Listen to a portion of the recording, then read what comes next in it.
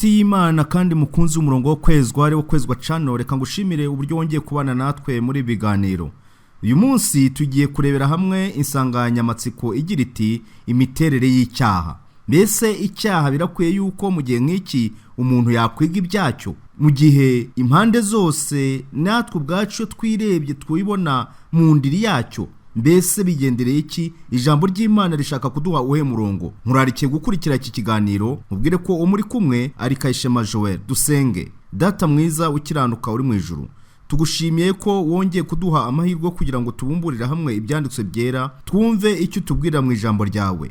Mu kwiga aya mahame shingiro kuri kwa Bibiliya, no kugira ngo tumenye uburyo twitwara muri iki gihe kandi rutegurira ubuzima bwacu bw'ahazaza ubwo Kristo azerekanwa. Mwayimana abana natwe dusobanura ukuri kw'ijambo ryawe mu izina rya Yesu. Amen.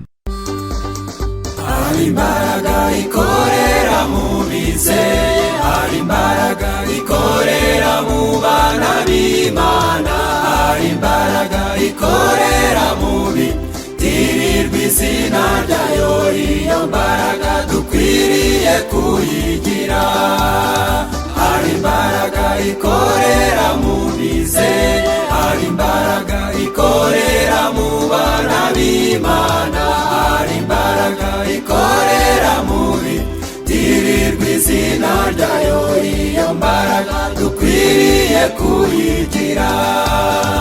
Iyo mbaraga yakuye Yohana mu mavuta, ikura Daniyeli mu rwobo rw'intare, ihindura umunyabyaha ikamuhindura igikomangoma. Iyo mbaraga dukwiriye kuyigira.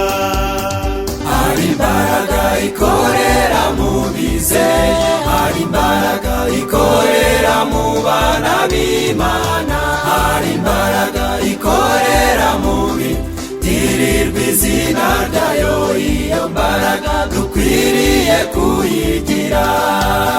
Hari imbaraga ikorera mu bizeye, hari imbaraga ikorera mu bana b'Imana, hari imbaraga ikorera mu bitirirwa izina ryayo. Iyo mbaraga dukwiriye kuyigira.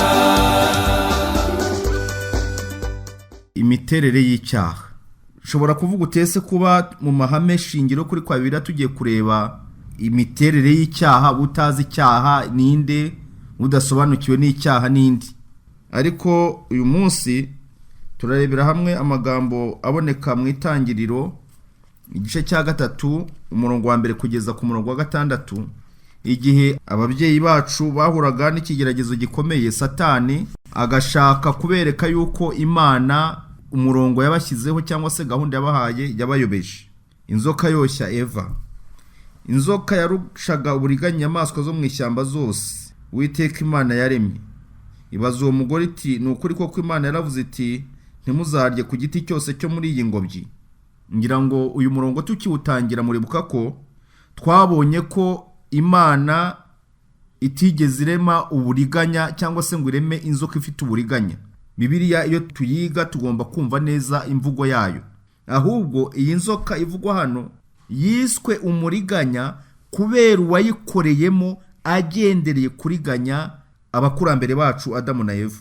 Ntabwo Imana yaremye inzoka ifite uburiganya, ahubwo ngo yitwa umuriganya cyangwa se ivugwamo ubu buriganya bitewe n'uwayikoreyemo Satani. Ahari byasaba ubundi busobanuro, ariko mu gihe twiga Bibiliya ni byiza, ntabwo wenda ntambikire cyane no kugira ngo twumve. Hari igihe dusoma Bibiliya rimwe na rimwe ugasanga twese tugizeho ibibazo. Reka tujye mu Byahishuwe igice cya 12 kugira ngo twumve neza Bibiliya uburyo imvugo yayo biteye. Umurongo wa 7, mu ijuru habaho intambara. Mikayeli n'abamarayika be batabarira kurwanya cya kiyoka. Ikiyoka kirwana n'abamarayika bacyo. Noneho dukwiye kureba imvugo ya Bibiliya. Mbese mu ijuru higeze habaho inzoka? Bibaye ibyo, inzoka tubona mu isi zaba zaraturutse mu ijuru. Urumva ko imvugo ya Bibiliya hano irimo iratwereka inzoka yarwanyijwe iri mu ijuru. Nyamara ntabwo inzoka mu ijuru zigeze zigerayo, ahubwo inzoka yari mu isi. Ariko noneho kubera ko urwo rugamba abo mu isi hari uwakoreye mu nzoka, bitumye hano Yohana yerekwa inzoka mu ijuru. Cya kiyoka kinini kiracibwa, aricyo ya nzoka ya kera yitwa umwanzi na Satani, aricyo kiyobya abari mu isi bose. Urumva ko hano Imana iratwereka Mikayeli bahanganye n'ikiyoka, ariko icyo kiyoka mu by'ukuri si inzoka isanzwe, ahubwo uwo ni Satani.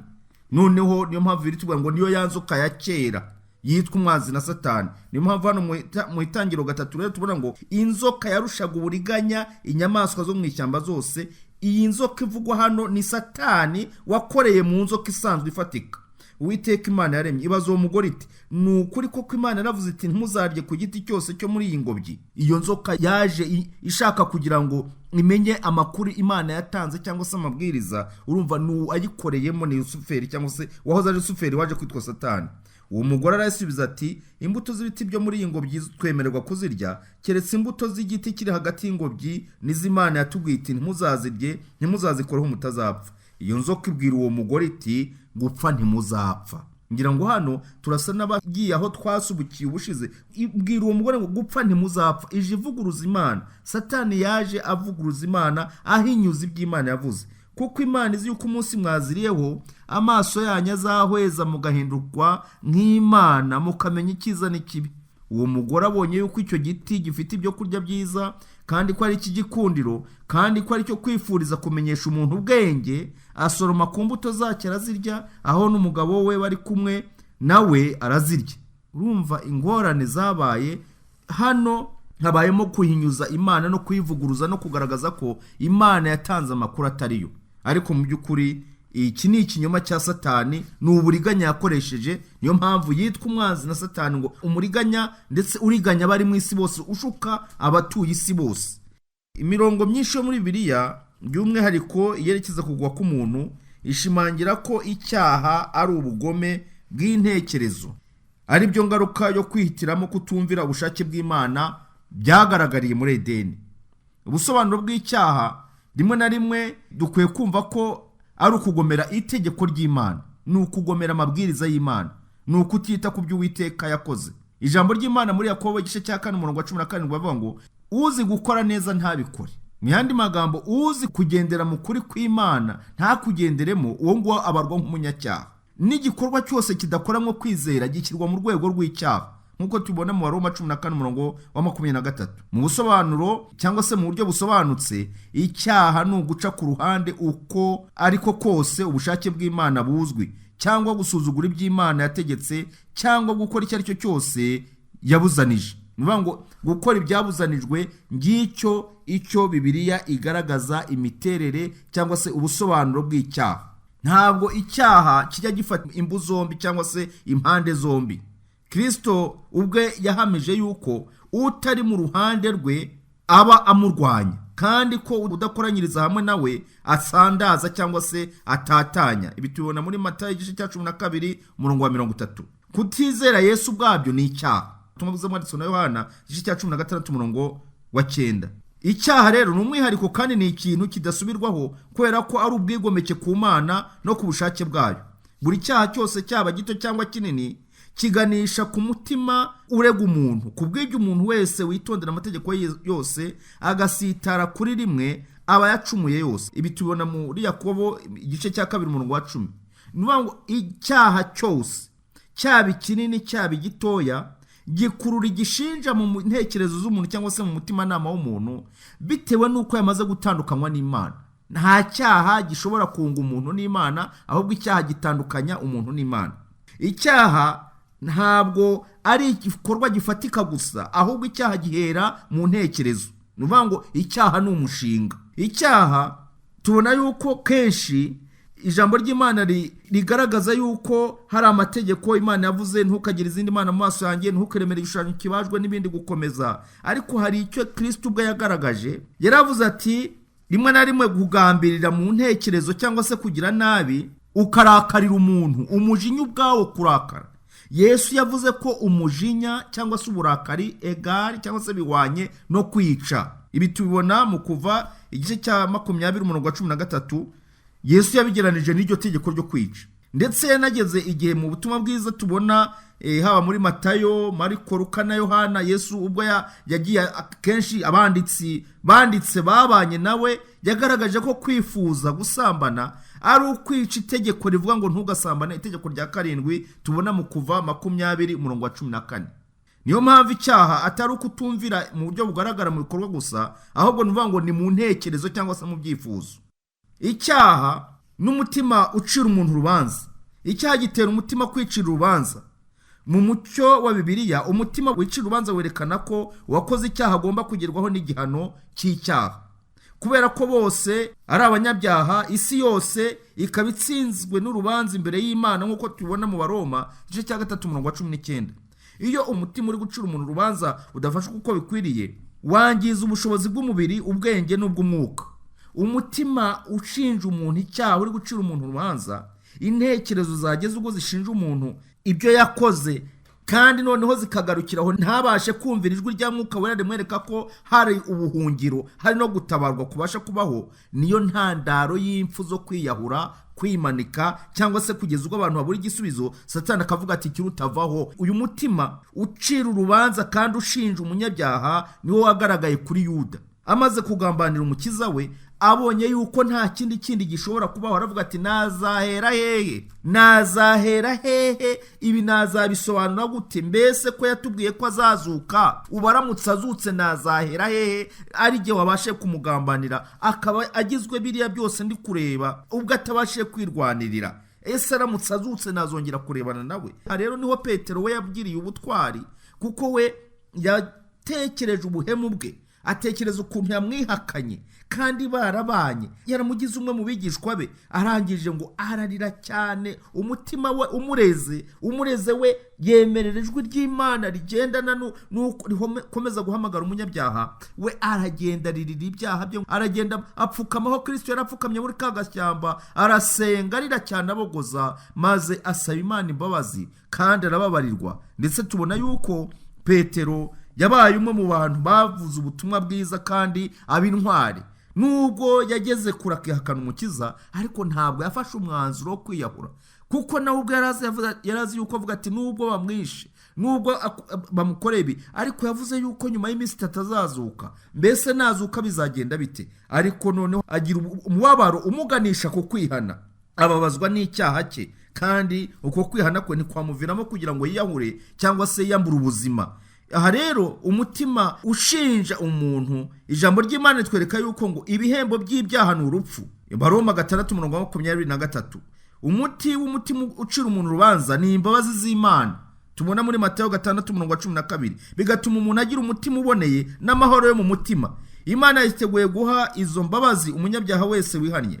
Kristo ahamagara abaremerejwe n'umutwaro w'icyaha n'umutima ubarega, agira ati mwese abarushye n'abaremerewe nimuze musange ndabaruhura. Ibi tubona mu butumwa bwiza bwanditswe na Matayo 11:28.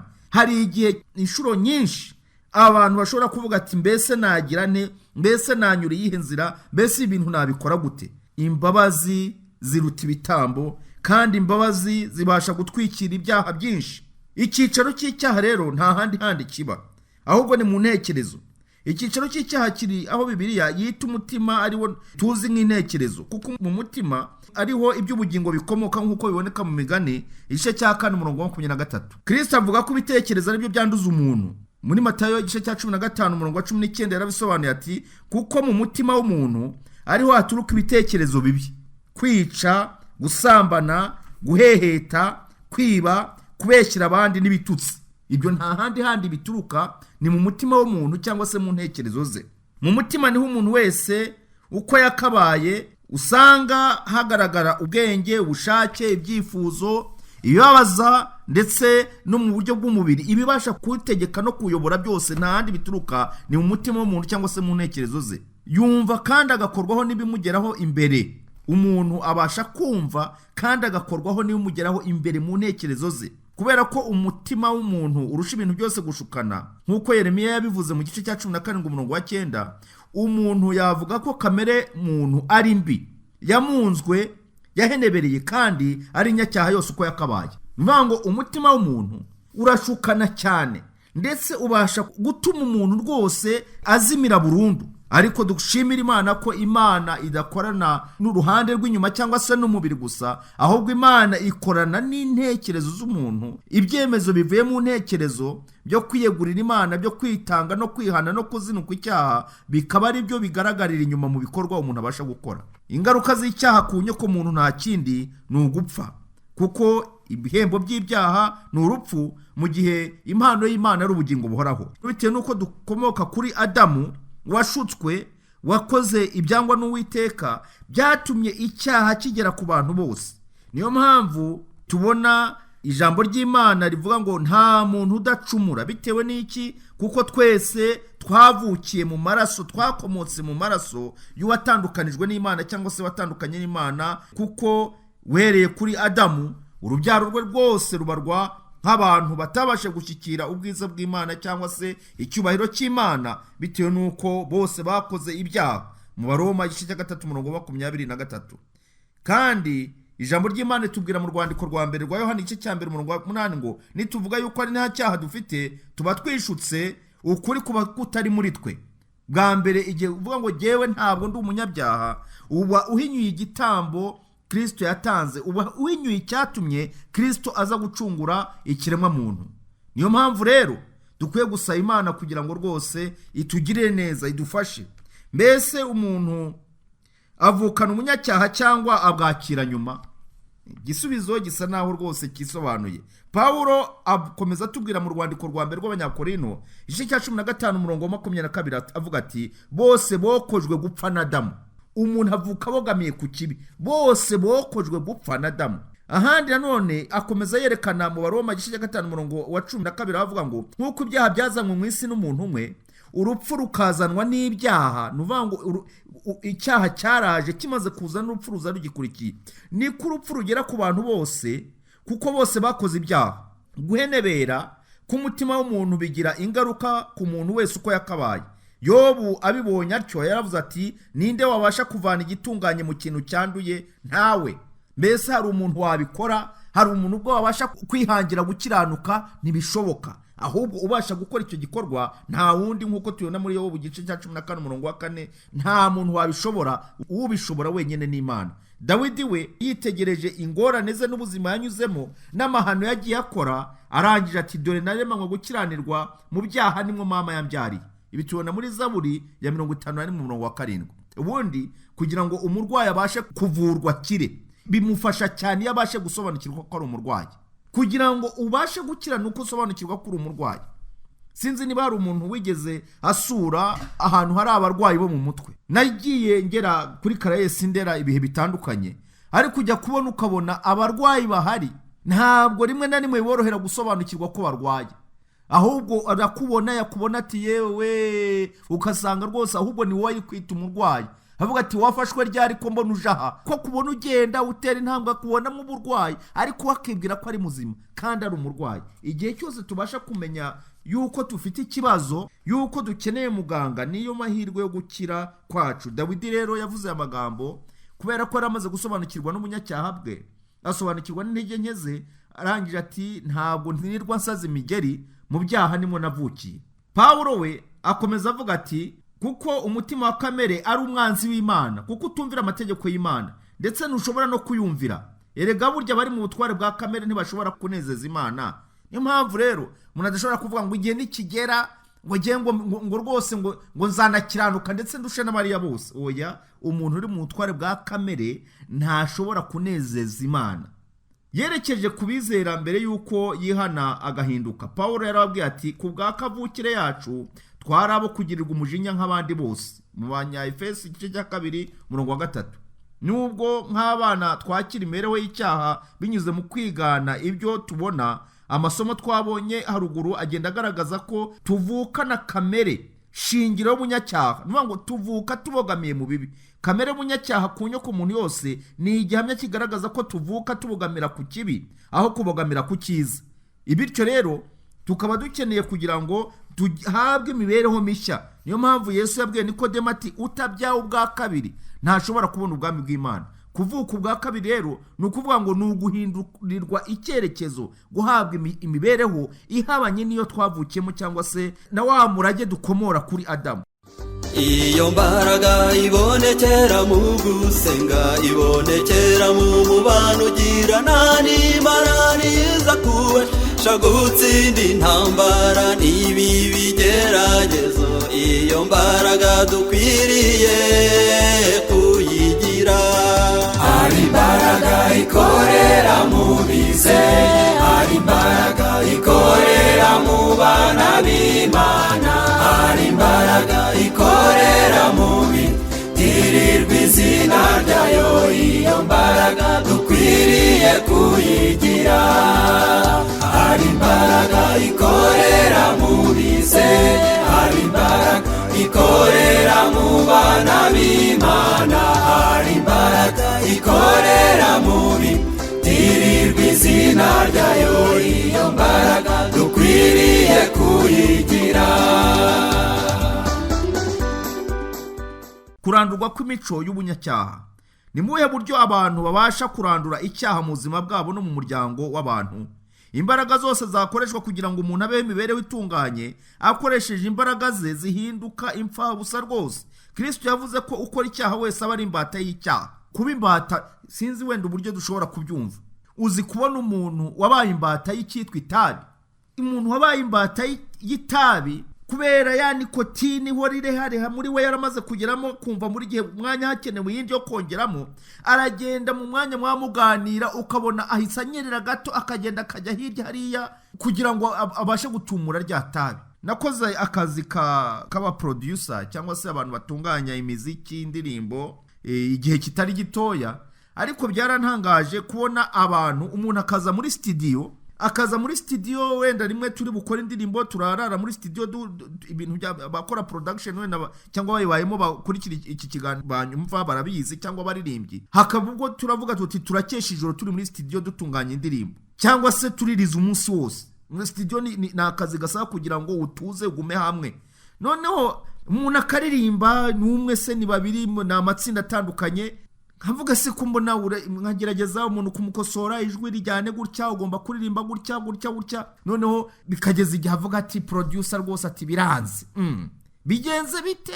Ati reka wowe pasiteri byawe, ati ihangane gato, ati ndumva byanze. Ubwo akagenda akinyabya hirya gatoya ngo agize akaruhuko, niba agenda agasoma ku nzoga, niba ari agaki yapfunyitse, maze akagenda mu kanya akagaruka ati ndumva noneho rwose, ati noneho biraje. Abantu bakaba muri ubwo buzima, ugasanga yabaye imbata y'ibisindisha, yabaye imbata avuga ati iyo ntarasoma rimwe nta mayidaza. Umuntu akumva ko igihe atarasoma icupa kubera ko yabaye imbata y'inzoga, ati iyo ntarasoma rimwe nta gitekerezo mafite, akarindira kugira ngo asome. Hari ababa barabaye imbata z'ibintu banywa, ibyo kurya, ibyo bareba, ibintu. Kuba imbata ni akaga. Hano rero nicyo Kristo akora n'iki? Nuko we atubatura muri ubwo bubata. Kristo aduha ibyiringiro agira ati nuko umwana w'umuntu nababatura muzamubatuwe by'ukuri.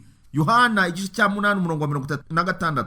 Yesu nanone ati kugira ngo mubashe kwera imbuto zo gukiranuka nuko muguma muri jye, kuko mutafite ntacyo mubasha gukora. Mu butumwa bwiza bwanditswe na Yohana igice cya 15:4 n'5. Ni ukuvuga ngo uburyo bwo kurandurwa k'ububata bwo kugira ngo umuntu abashe kuba icyaremwe gishya nuko aguma muri Kristo. Kuko Pawulo hari aho yasobanuye avuga ati iyo ngerageje kugira ngo ndebe uko nagerageza gukora ibyo shaka, ahubwo ntabwo ibyo shaka ari byo nkora, ahubwo nkora ibidahuje n'ibyo nari ngendereye. Urebye mu Baroma igice cya 7, iki gice cyose muzagisome, nivuga ngo kamere muntu yo kubera ko ibagamiye mu bibi ikomeza guhatiriza no kugerageza kurwanya gukora ibirwanya ubushake bw'Imana. Ngo ariko ubwo nkora ibyo nanga si igihugu kibikora, ahubwo ni icyaha kimbamo. Niko umugaragu w'Imana yavuze. Yashimangiraga urugero rwashyizweho n'Imana nubwo atashoboraga kurugeraho. Nishimira amategeko y'Imana mu mutima wanjye, ariko mbona irindi tegeko ryo mu ngingo zanjye rirwanya itegeko ry'ibyaha ryo mu ngingo zanjye. Yemwe mbonye ishyano. Uwo ni Pawulo.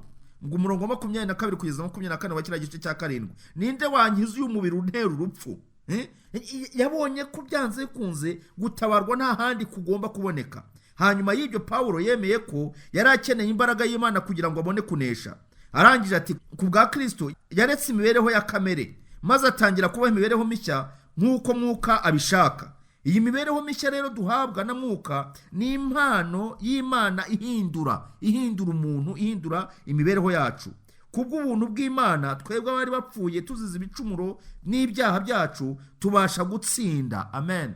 Aya magambo turabona mu rwandiko rwandikiwe Abanyefeso igice cya 2 umurongo wa 1 wa 3 ndetse n'umurongo wa 8 kugeza wa 10. Bityo rero kuvuka mu buryo bwa mwuka bihindura ubuzima.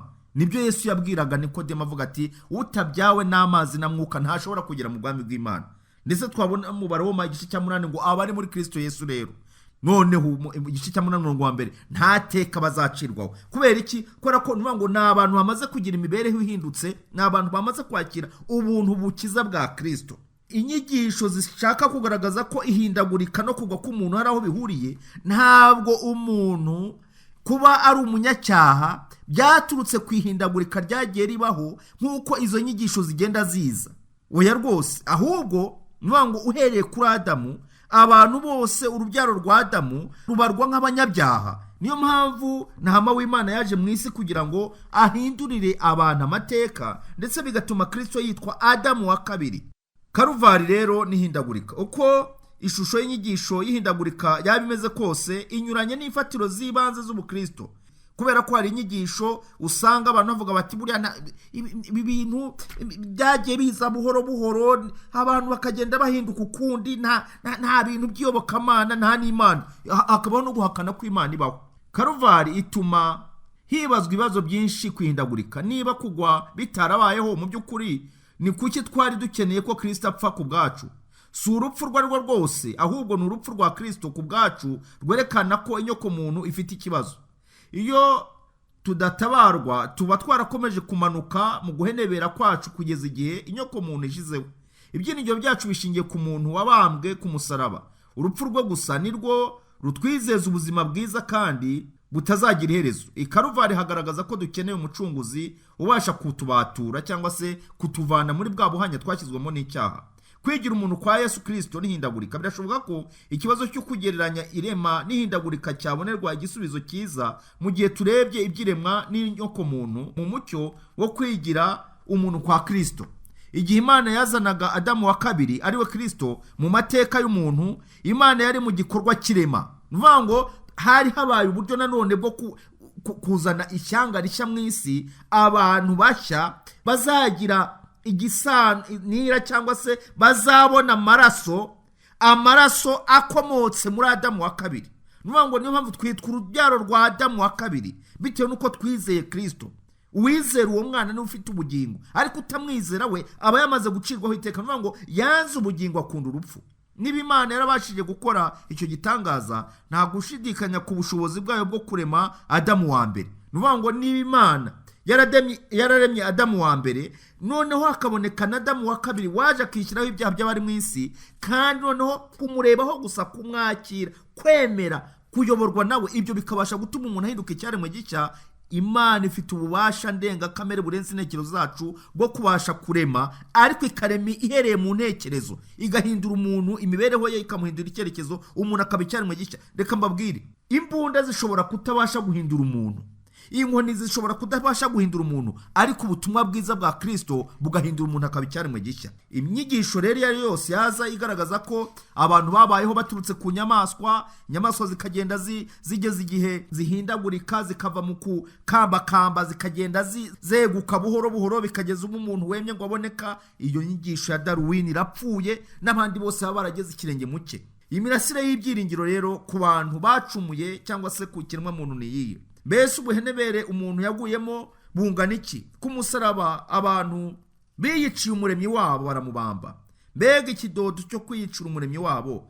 Bantu b'Imana, hano wenda dushobora kutahumva, ariko nimutekereze kugeza igihe isi ubwayo yahinze umushyitsi, ndetse bikageza n'igihe izuba ubwaryo ribona ritakomeza kumurika umucyo waryo, umuremyi wa byose abambwe, yambuwe imyambaro, akambikwa ubusa, agashyirwa ku musaraba, izuba ubwaryo rirazima, ubutaka butangazwa n'icyo gikorwa kibaye, isi ihinda umushyitsi, ndetse bigeze igihe ngo na bamwe bari mu bituro barasohoka.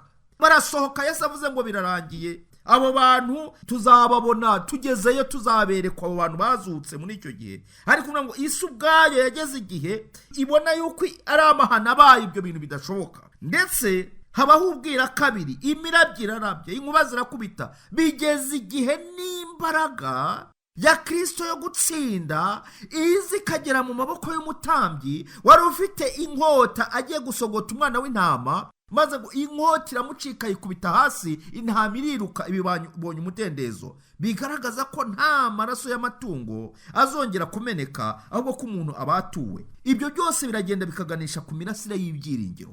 nuvuga ngo twaracunguwe kandi twabonye isezerano ryiza rigaragaza ko ubu buzima, ubuhenebere turimo tutazaburambamo, tutazabusaziramo, ahubwo hari ibyiringiro. nubwo waba warageze kure, nubwo warahuye n'ingorane, humura, Yesu Kristo yaratambwe kandi yatambwe ku bwacu.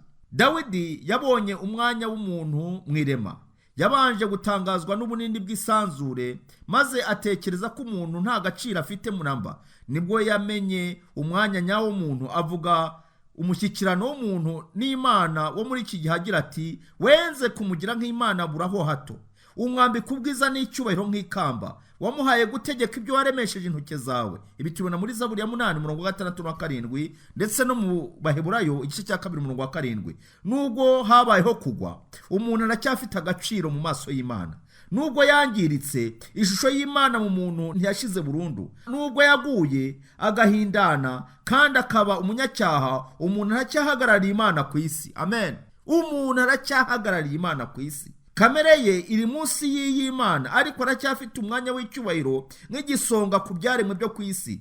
igihe Dawidi yabimenyaga, yasubije mu isengesho ryuzuye kunyurwa no gushima Imana muri aya magambo ati, uhoraho mwami wacu, erega ikuzo ryawe rigaragara ku isi yose. ibi tubibona muri Zaburi ya 8:10. mukomere musenge mukomeze imitima, ukuri mwamenye kose mukugume, ubw'intwari zinaniwe intwarane, mukomere tubashe gutsinda satani naza ngabo ze. hari imbaraga ikorera mu bize, hari imbaraga ikorera mu bana b'Imana, hari imbaraga ikorera mu bitirirwa izina ryayo. iyo mbaraga dukwiriye kuyigira. hari imbaraga ikorera mu bize, hari imbaraga ikorera mu bana b'Imana, hari imbaraga ikorera mu bitirirwa izina ryayo. iyo mbaraga dukwiriye kuyigira. hari imbaraga ikorera mu bize, hari imbaraga ikorera mu bana b'Imana, hari imbaraga ikorera mu bitirirwa izina ryayo. iyo mbaraga dukwiriye kuyigira. muntu w'Imana twabanye, ndasaba kugira ngo Uwiteka dufashe muri iki gihe gito dukoresheje, turusheho gusobanukirwa ko hakiri imirasire y'ibyiringiro, kandi ko Kristo bidatinze agiye kuzagaruka. ubutaha tuzasoza iri hame turebera hamwe isezerano ry'ubuntu ryahawe ikiremwa muntu. isezerano ry'ubuntu twahawe mbese riteye rite? niho tuzakomereza, ari nabwo tuzasoza iri hame. Imana idufashe dukomeze kwa muntu bw'Imana, kandi twe kugira umutima unangiye ngo duhere mu bubata, ahubwo twemere Kristo watambwe kugira ngo atubature, abature ubugingo bwacu, tugire intekerezo zihesha Imana icyubahiro, twitegura umukiza wacu niyerekanwa, ari jye nawe tuzabashe kumusanganira. nibyo mbasabira, nanjye nisabira mu izina rya Yesu.